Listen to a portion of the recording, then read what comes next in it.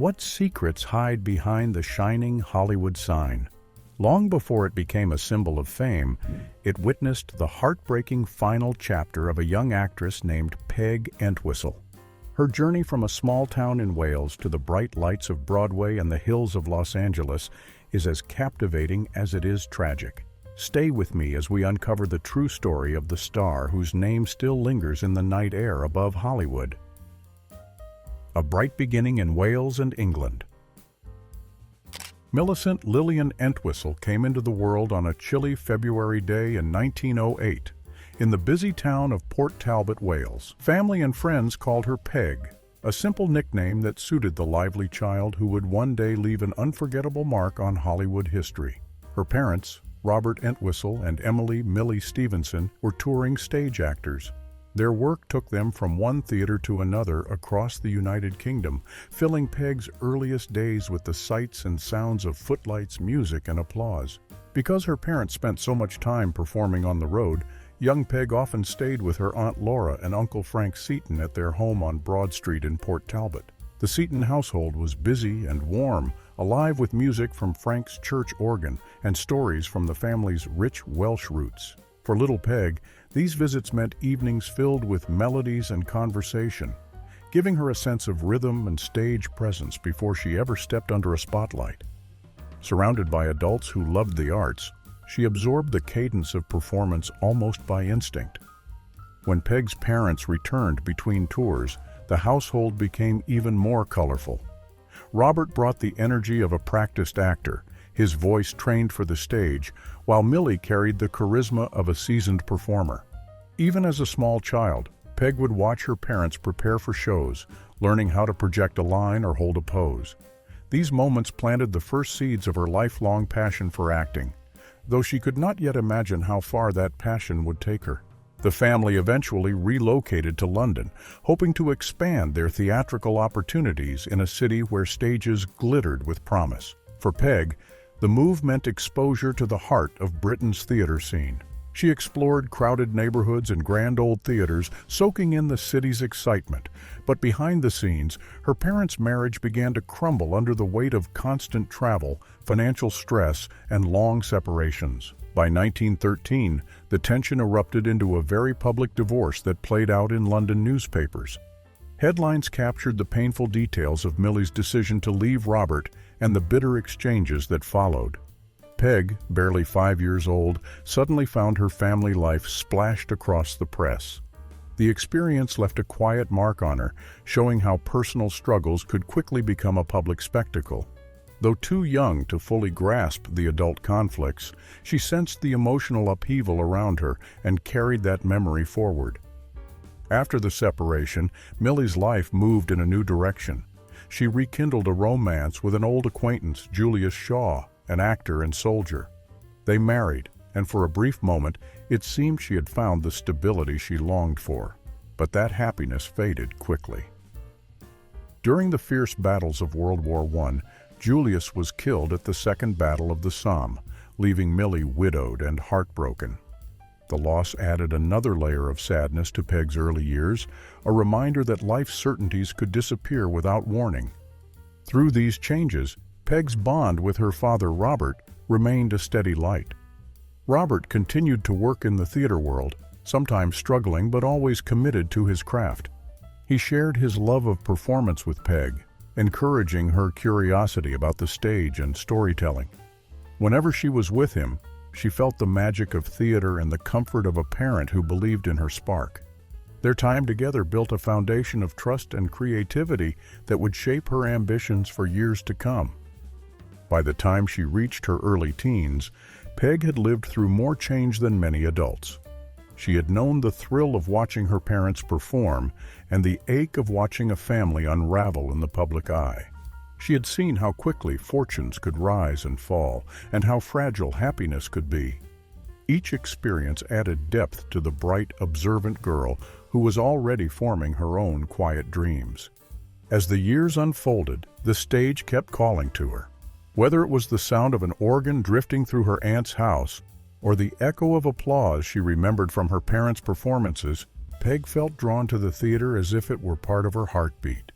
That inner pull would become the compass for her future, guiding her toward choices that would one day place her in the spotlight. After these early changes and hard-won insights, a move across the Atlantic opened the door to a world where Peg's natural stage talent could grow, setting her on the path toward the life that awaited her in the United States. Crossing the Atlantic and discovering Broadway. When Peg Entwistle boarded the ship to America with her father, Robert, she was still a young girl full of restless curiosity. The ocean crossing felt like a journey into possibility. Robert had accepted a job in New York as a Broadway stage manager and actor, and he carried with him a belief that the theater was the heartbeat of art. Peg shared that belief, and the glittering skyline of Manhattan seemed to welcome their ambitions the moment they arrived. Robert worked backstage and occasionally performed, and Peg quickly became a familiar face in the busy theater district. At home, she found warmth and stability in the presence of her stepmother, Loretta Ross. Loretta's kindness and gentle humor filled their apartment with an easy affection that Peg had missed in the tumult of her early childhood. The family created a routine that balanced work and love. Late-night stories, shared meals, and afternoons spent exploring the city's theaters and museums. Loretta noticed Peg's natural ability to mimic voices and gestures, and she encouraged those talents with patient attention. She often read scripts aloud with Peg, treating the young girl like a fellow performer instead of a child. These small acts of encouragement gave Peg confidence and a sense of belonging. She wasn't just observing theater anymore, she was slowly becoming part of it. Then tragedy struck with sudden cruelty. Loretta fell ill with meningitis and died, leaving a silence that no curtain call could fill. Peg, still in her early teens, clung to her father for comfort, only to lose him a few months later when he was fatally injured in a car accident. In a short span of time, the secure little family she had cherished was gone, replaced by grief and uncertainty. After Robert's death, custody of Peg passed to her uncle, a respected theatrical manager who understood the stage as well as Robert had. Though the move into her uncle's care was another jolt in a young life already marked by upheaval, it also kept her close to the theater world she loved. Her uncle recognized Peg's spark and did everything he could to nurture it. He arranged for her to study drama and voice, giving her the training that would shape her into a performer of rare skill. Under the guidance of dedicated instructors, Peg immersed herself in the industry. She learned how to project her voice to the back row of a crowded theater and how to convey complex emotion with the smallest tilt of her head. Her teachers were struck by her natural skills and her ability to slip into a character's skin with uncanny ease.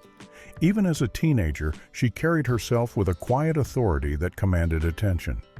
Her first appearances on stage were in modest productions, but she made each role unforgettable.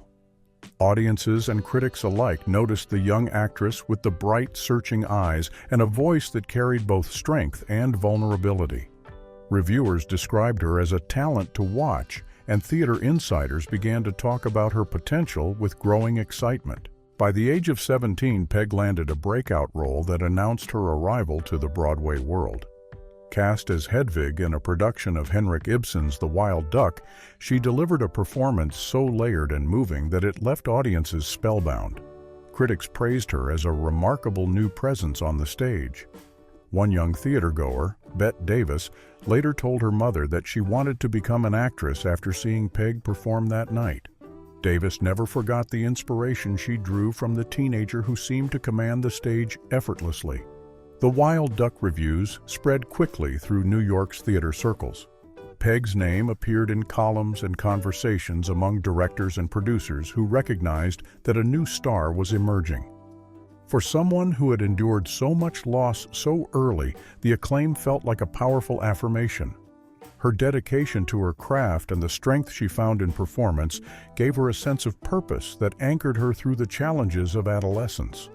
With her reputation rising and critics eager to see what she would do next, Peg Entwistle became a name audiences wanted to see on the marquee. The girl who once watched her parents rehearse lines in small theaters had crossed an ocean, weathered heartbreaking losses, and proven herself on the grand stages of New York City. Her journey, however, was only beginning, and the lights of Broadway promised even greater triumphs ahead. Applause and acclaim on the New York stage. After winning praise for her first major role in The Wild Duck, she quickly became a familiar name to theatergoers who craved fresh talent. Producers knew she could draw an audience. Critics recognized her ability to turn even an average play into an unforgettable evening. Through the mid and late 1920s, Peg's calendar filled with rehearsals, curtain calls, and reviews that confirmed she belonged among New York's best young performers.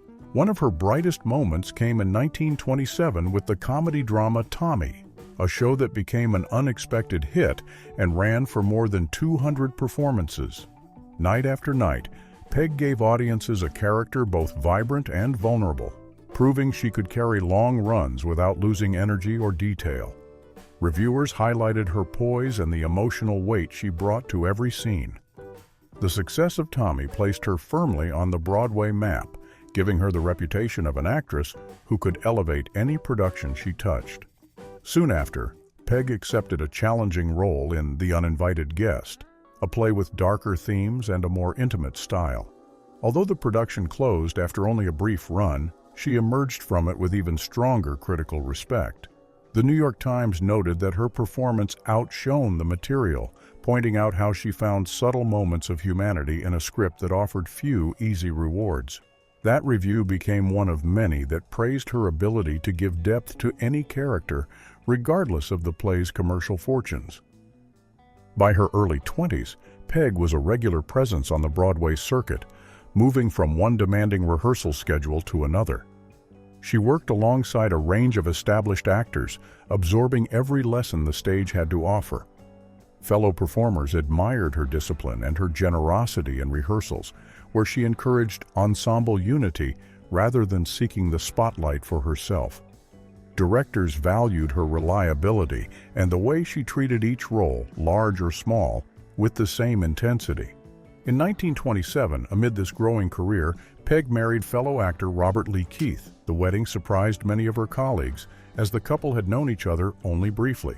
Robert was nearly a decade older and had a complicated personal history, including a previous marriage and a young child. The union brought turbulence more than comfort. Friends recalled moments of strain and disagreements that weighed heavily on Peg's usually steady focus. The marriage ended quickly, leaving her to navigate gossip and personal disappointment at the same time she maintained her professional momentum. Peg responded to those personal challenges by throwing herself into work, treating the stage as both refuge and purpose. Rather than retreat, she continued auditioning for ambitious roles and accepted demanding parts that would test her range. That drive soon led to new opportunities and deeper respect from the theater community. Her return to standout performances came with Alice Sit by the Fire, a production that required both sharp comedic timing and an emotional core. Peg met the challenge with the kind of elegance that critics had come to expect. Audiences watched her shift from moments of lighthearted humor to scenes of heartfelt sincerity without missing a beat. Reviews praised her ability to command attention without exaggeration, calling her performance nuanced and magnetic. Each notice strengthened her reputation as a serious actress who could hold her own among the most seasoned Broadway talents. By the end of the decade, Peg Entwistle was more than a promising newcomer. She was a seasoned performer with a portfolio of roles that showcased remarkable versatility. Her colleagues admired her focus and the way she carried herself backstage, professional, prepared, and fiercely dedicated to every rehearsal. Theater insiders spoke of her as a natural lead, someone who could open a play and sustain it through a long run. The critical community echoed that respect. Writers covering the theater beat often mentioned her by name when predicting the next generation of stage stars. They admired how she blended classical training with a fresh, modern presence that appealed to audiences of all ages. For Peg, each compliment represented years of hard work and the guidance of mentors who recognized her unique spark. These Broadway achievements created a foundation of trust and admiration that few actors of her age could claim. By her mid-20s, she had proven herself in light comedies, complex dramas, and everything in between. Producers knew she could handle demanding dialogue and hold an audience's attention with the smallest gesture. Fellow actors considered her a leader who elevated every cast she joined. As the 1930s approached, the world of entertainment was shifting. The film industry in California was booming, offering opportunities that could outshine even the most successful stage career. Motion pictures were gaining prestige, and the studios were searching for performers who could bring stage discipline to the screen. Peg's name surfaced in conversations about East Coast actors ready to try films. She had the critical acclaim, the experience, and the magnetic presence that Hollywood loved to discover. Friends and colleagues sensed that the next step was inevitable. Peg herself felt the pull of new creative horizons and the chance to reach a wider audience. The applause she heard on Broadway was rewarding, but the expanding film industry promised challenges and possibilities that no theater could match. So with her Broadway reputation secure and the promise of a new medium calling, Peg Entwistle stood on the edge of a major transition. The stages of New York had shaped her into a skilled and respected actress. Now the glittering opportunities of California waited, ready to test her talent in an entirely different arena. California dreams and the step toward film. When the curtain finally fell on her busy New York years, Peg Entwistle looked west. The Great Depression had thinned Broadway's opportunities, and the motion picture boom in California promised something fresh. By the early 1930s, Los Angeles had become the bright center of American entertainment, where a single performance in the right play could catch the eye of the most powerful studio executives. Peg packed her ambition, boarded a train, and joined the flood of artists chasing possibility in a city where talent and timing could change a life overnight. Her first big moment in California came on the stage, not in front of a movie camera. Peg landed a coveted role in The Mad Hopes, a sharp and witty play that opened at the Belasco Theater in downtown Los Angeles. The production was a head-turning event, with a cast that included the graceful Billie Burke, known to later audiences as Glinda in The Wizard of Oz, and a young Humphrey Bogart, still years away from his legendary screen persona. Peg fit effortlessly into that ensemble, commanding attention with every entrance and proving that her New York acclaim was no fluke. Critics raved. The Los Angeles Examiner singled out her performance, calling it both powerful and finely tuned. Audiences who came for the stars left talking about the Welsh actress who gave her role a quiet electricity. Industry insiders took notice too. Agents, producers, and casting directors began to whisper her name in meetings across town. For a performer arriving during the uncertainty of the Depression, this early triumph felt like an open door. Among those impressed were talent scouts from RKO Pictures, one of Hollywood's major studios. They invited Peg to a screen test, a nerve-wracking but thrilling chance to show how her stage skills translated to film. She stepped onto the soundstage with the same focus that had carried her through Broadway rehearsals, adapting quickly to the demands of the camera.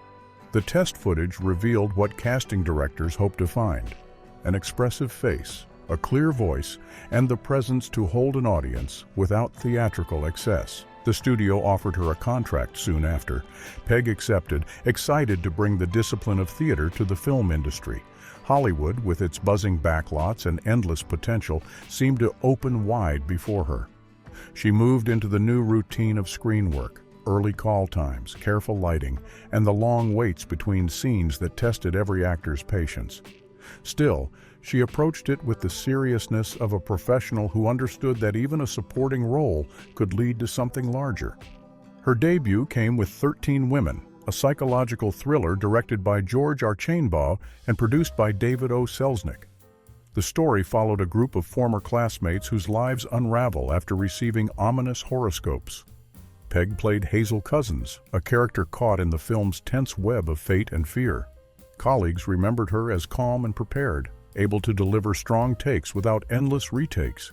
Technicians and fellow actors alike admired her focus, a carryover from years of live theater where every performance counted.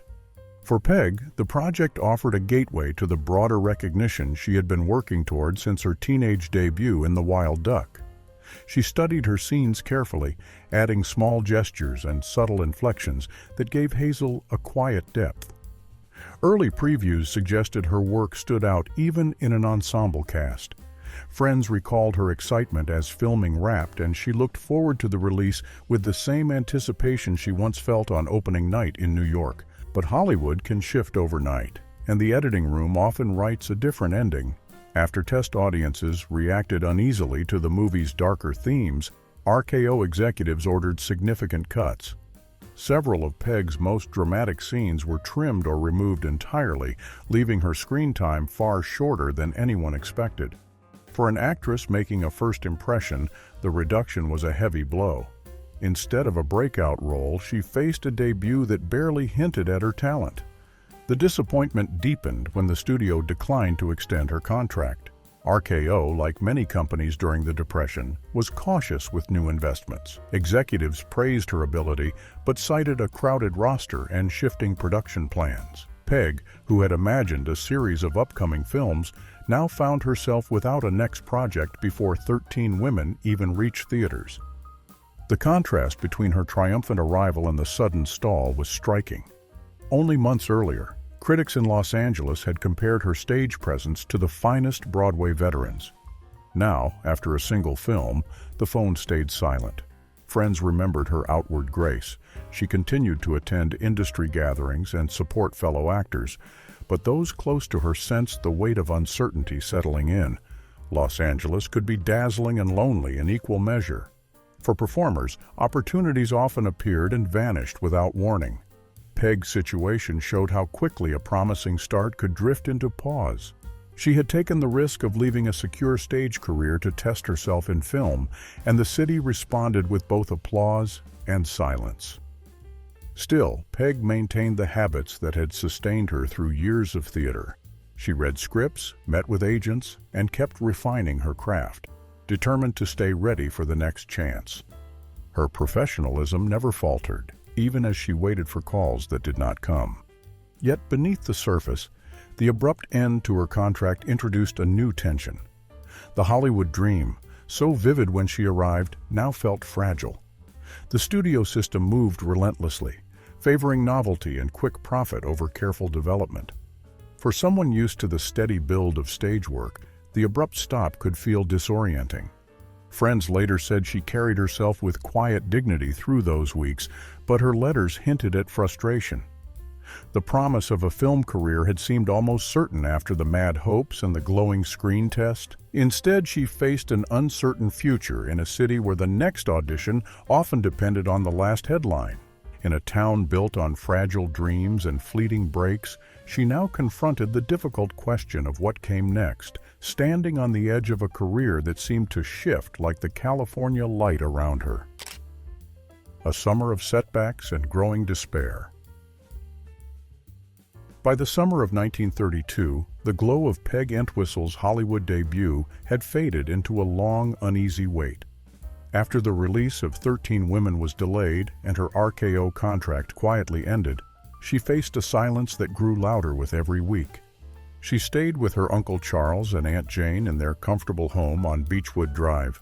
From their porch, the enormous Hollywoodland sign loomed on the hills above, a bright white reminder of the career she had crossed a continent to build. The sign, meant to celebrate opportunity, became an unblinking backdrop to days that blurred together. Each morning she scanned the entertainment pages and industry bulletins, hoping for a lead. Afternoons often stretched into long walks through the neighborhood, where the warm California light made everything look deceptively golden. Peg tried to keep her routine steady. She helped with small household chores, read plays, and kept her wardrobe ready for an audition that might call on short notice. But the Great Depression was strangling opportunities across the country, and the film business was no exception. Studios were cutting budgets and trimming rosters. New projects went on hold. Even established actors were scrambling to secure work. For someone with just one film credit and no active contract, the odds felt steeper each day. Industry gossip didn't help. Hollywood's social circles thrived on whispers, and the abrupt end of her contract became the talk at parties and in studio offices. Some claimed RKO had lost faith in her screen presence. Others said the cuts to 13 women meant executives had never truly seen her best work. Peg avoided these conversations, but the knowledge that strangers were speculating about her career stung. It wasn't a scandal, just the slow erosion of relevance that could make a performer invisible in a matter of months. Money added another layer of worry. Without regular income, Peg relied on savings from her stage career and the small pay from her film work. Rent wasn't a burden while living with her relatives, but the cost of lessons, headshots, and travel for auditions added up quickly. Each dollar spent carried a sharper edge when there was no guarantee of replenishment. She sold a few personal items and quietly cut back on outings with friends, choosing instead to stay home with scripts and memories of packed theaters back east. The isolation grew as the summer stretched on. Los Angeles could feel endless when you had somewhere to be, but when there were no appointments or rehearsals, the city's wide streets and sunny skies only made the emptiness more visible. Friends from New York wrote encouraging letters, but she answered them less often, unsure how to explain the drifting days. Her uncle and aunt offered gentle support, yet even their kindness couldn't fill the gap left by the absence of meaningful work. From the windows of the Beechwood house, the Hollywoodland sign was always there. It dominated the hillside, its massive white letters catching the late afternoon light. At night, the sign's bulbs flickered like distant stars, a beacon that had once symbolized a dream she was ready to claim. Now it felt more like a challenge, a constant reminder of the promise Los Angeles had made but not delivered. She sometimes mentioned how striking it looked at sunset, her voice carrying a mix of admiration and something unspoken. As August turned to September, the search for roles slowed even more. Summer stock theater had closed its season, and studios prepared for fall releases rather than new productions. Each week without an audition felt heavier than the last. Peg still walked to nearby cafes and read the trade papers, but she returned home with the same empty schedule. Her uncle suggested she might try radio or regional theater, but she hesitated. Her dream had always been the stage or the big screen, not the scattered gigs that barely kept other actors afloat. She filled her time by revisiting scripts from her Broadway days, sometimes reading them aloud in the quiet house. Neighbors occasionally saw her sitting outside with a notebook, jotting down lines or making small sketches of costumes, but those close to her sensed a shift in her energy. She smiled less and spoke of future projects with a distant tone, as if rehearsing hope rather than feeling it. The city around her moved on at its usual frantic pace. New faces appeared on billboards, and movie premieres lit up Hollywood Boulevard with flashbulbs and cheering crowds. Peg watched from the sidelines, a trained professional with the skills to stand in those lights but without the chance to prove it. The imbalance between her talent and the industry's attention became a quiet ache that no amount of discipline could erase. But then, on a warm September evening, after months of waiting and hoping, Peg quietly left her uncle's house, giving no sign of what she was thinking. As she stepped into the night, the familiar hillside stretched above her, the giant white letters glowing faintly against the dark sky. That single walk would begin a final chapter that forever linked her name to the most famous landmark in Hollywood. The night at the Hollywood sign. Before leaving, Peg Entwistle told her Uncle Charles that she planned to meet some friends for a short visit. Her voice was calm and casual, the kind of remark that never invited questions. She stepped out the door wearing a light jacket, leaving behind the rooms where she had spent so many hopeful and restless days. Peg knew the winding trails well. They offered a clear view of Los Angeles glittering below and the vast Pacific beyond. That night, she followed a familiar path, her footsteps steady on the dusty road that climbed toward the iconic landmark. The sign, meant to advertise an upscale housing development, stood more than 40 feet tall, its steel framework anchored deep into the rugged slope. Reaching the base of the enormous H, Peg faced a structure both imposing and oddly inviting. Workers maintained the sign using a tall ladder fixed to the frame, a narrow climb of bolts and wood braces that stretched upward into the dark. She began to climb. Beneath her, the city glowed like a sea of scattered jewels, while above her the night sky stretched silent and endless. When Peg reached the upper platform of the H, the wind carried faint echoes from the city far below, car horns, distant music, the life of Los Angeles continuing unaware. It was late when she made her final moments alone on the hillside, high above the neighborhood she had walked so many times before. The moonlight reflected off the metal surface of the sign, casting a pale shimmer across the slope. No one witnessed what happened next. 2 days passed before anyone knew where she had gone. On September 18th, a woman hiking below the sign noticed a single shoe lying near the trail. Curious, she looked around and found a jacket and a small purse tucked among the brush. Inside the purse was a short handwritten note signed with the initials P.E. The message expressed regret and a wish to end the pain she carried. Concerned and unsettled, the hiker continued searching the hillside and soon discovered a body at the base of the giant letter H, hidden partly by the steep terrain. The hiker immediately notified authorities, who made their way up the rugged path to examine the scene. Local police and coroner's staff documented the site carefully, taking note of the belongings and the note that provided a clear identity. Peg's uncle, Charles, was contacted and asked to come to the Hollywoodland sign for confirmation.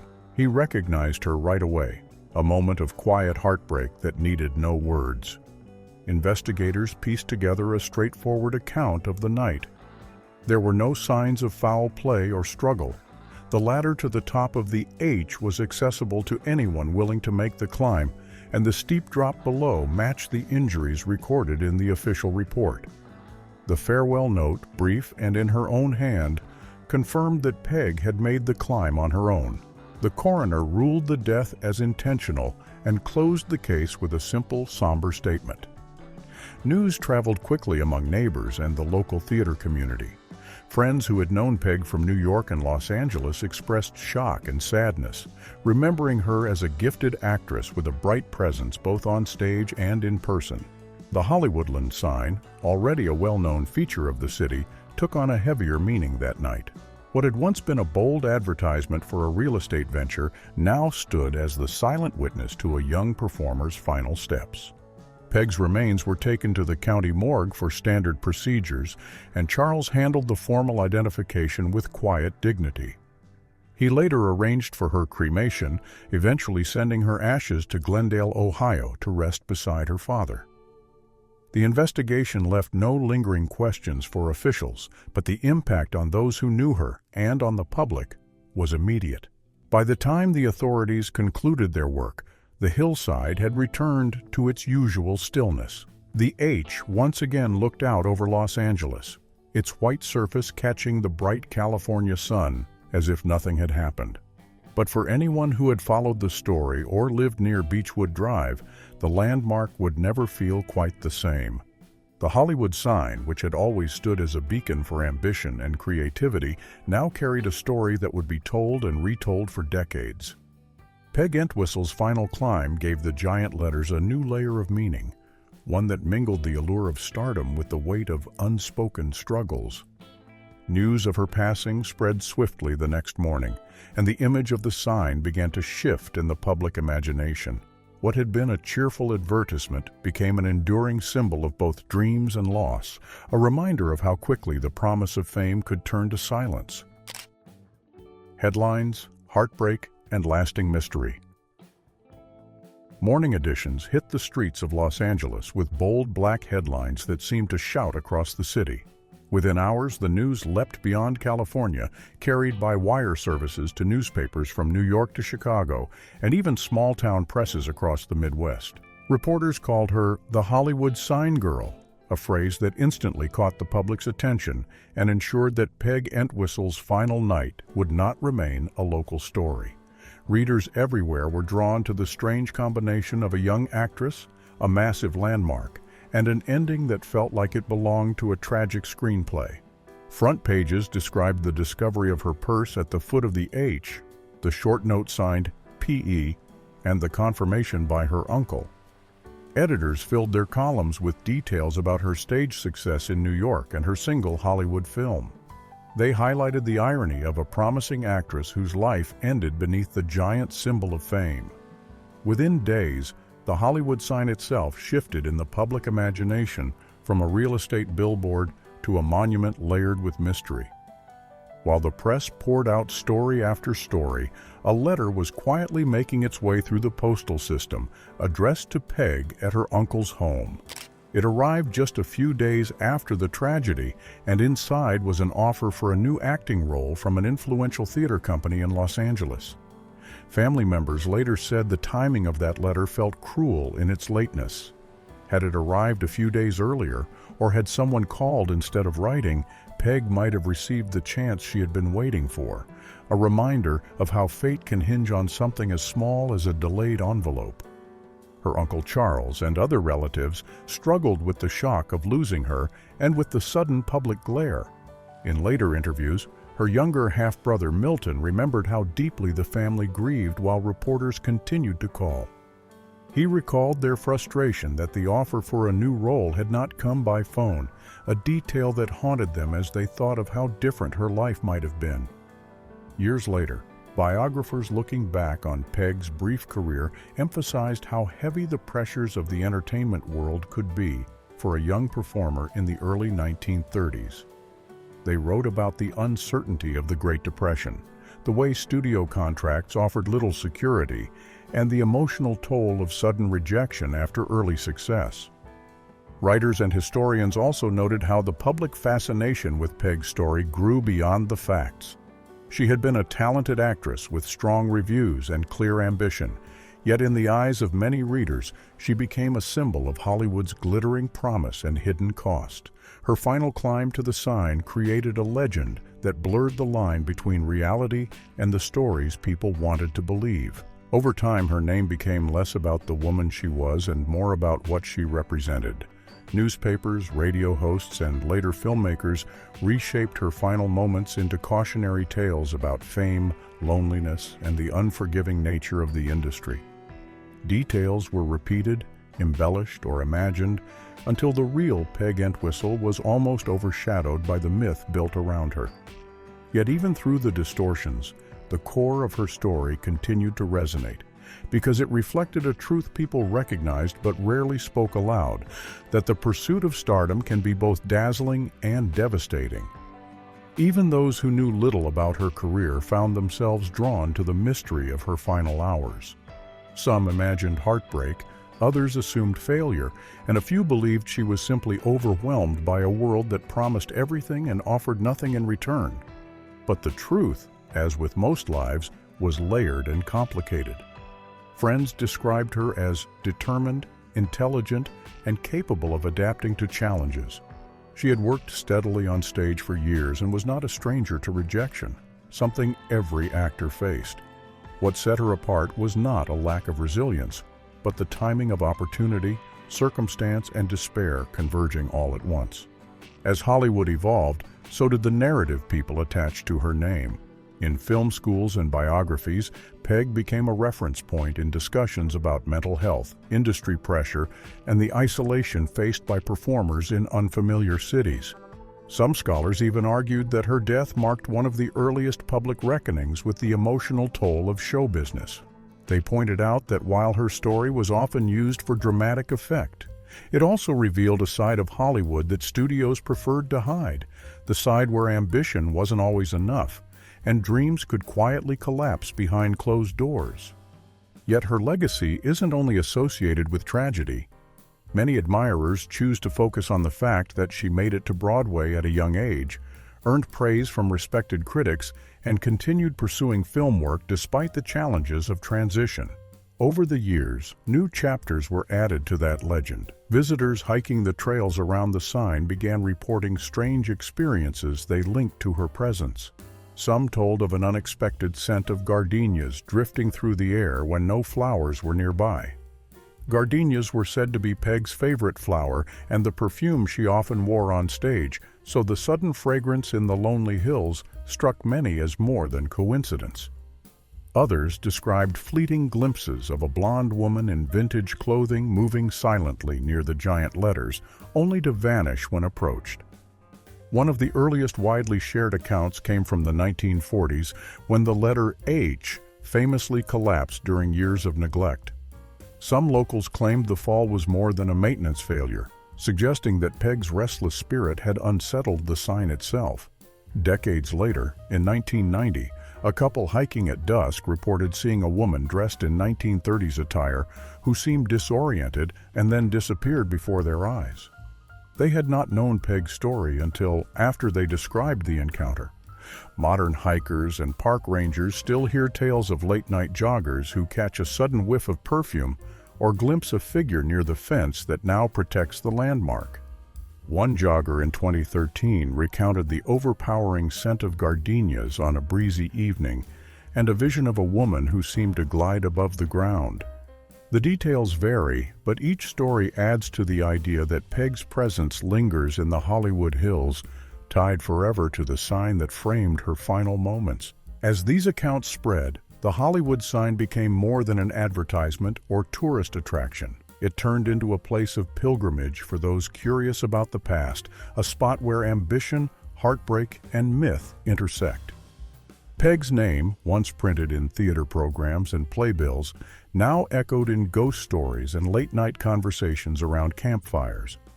From the first newspaper headlines to the countless tales told on hiking trails and in books, the fascination with Peg Entwistle never truly faded. Her story moved from verified fact to enduring folklore, a reminder of how quickly a real life can transform into legend. A legacy in film, music, and cultural memory.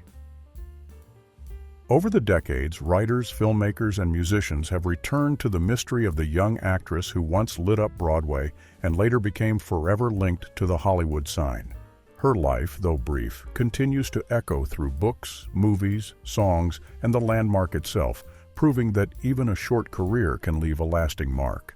One of the earliest major works to capture her full story was Peg Entwistle and the Hollywood Sign Suicide, a biography, published in 1981 by James Zirk Jr. Drawing from family memories, newspaper archives, and theater records, the book pieced together Peg's journey from her childhood in Wales to her Broadway triumphs and her final days in Los Angeles. Readers were struck by how much she had accomplished in just 24 years and how quickly her star rose before tragedy struck. The biography remains a cornerstone for anyone seeking the most detailed and factual account of her life. A year later, Hollywood paid tribute in its own way with the 1982 film Frances, starring Jessica Lange. Although the film primarily told the story of another troubled actress, Frances Farmer, the atmosphere of ambition and heartbreak resonated with themes from Peg's life. Viewers familiar with Peg's story often felt her presence in the movie's haunting portrayal of fame's dangerous edge. This connection helped renew public curiosity about the actress, whose life ended on the hillside beneath the giant white letters. Her legacy reached music as well. In the early 1990s, Nirvana's Kurt Cobain drew inspiration from Peg's enduring legend for the song "Frances Farmer Will Have Her Revenge on Seattle." While the track references another actress, its rebellious spirit and echoes of a performer lost too soon brought Peg's name into conversations among a new generation of fans. Cobain's choice showed how her story had seeped into the broader culture, symbolizing the struggle of gifted artists who face overwhelming pressure. Television has also embraced her memory. Decades after her death, Ryan Murphy's Netflix series Hollywood reintroduced Peg to a worldwide audience. The show reimagined post-war Hollywood and featured a storyline inspired by her life, bringing her struggles and ambition to viewers who may never have heard her name before. Through this fictional lens, her dream and heartbreak were given new context, sparking fresh interest in the real woman behind the legend. Even the Hollywood sign itself carries her shadow. After years of neglect, the famous letters were restored in 1978, thanks to a major fundraising campaign led by celebrities and local supporters. The project ensured that the sign would remain a global icon and protected it with security fences and cameras. What stands out most is how Peg's brief career continues to inspire artists and performers who never met her but feel a connection to her determination. She remains a reminder that talent can shine brightly even in a short time. Theater students still read reviews of her acclaimed Broadway performances, marveling at how critics described her stage presence as magnetic and emotionally rich. Actors and writers often speak of her courage to chase a dream across the ocean and through the uncertainty of the Depression era. Today, Peg Entwistle's name is more than a tragic headline. It is a story of ambition, artistry, and the unpredictable path of fame. From her hometown in Wales to the hills of Hollywood, her journey speaks to anyone who has dared to follow a creative dream. Each book, film, song, or whispered tale on a moonlit trail ensures she is remembered not only for the way her life ended, but for the brilliance and promise she carried. Her name endures as both a symbol of early Hollywood ambition and a reminder of the fragile line between hope and heartbreak. Thanks for watching and exploring Peg Entwistle's remarkable story with me. If you enjoyed uncovering this piece of Hollywood history, give this video a like and share it with anyone who loves true stories behind the stars. Don't forget to subscribe for more journeys into the lives that shaped our culture. Until next time, keep chasing your dreams and remember the legends who came before us.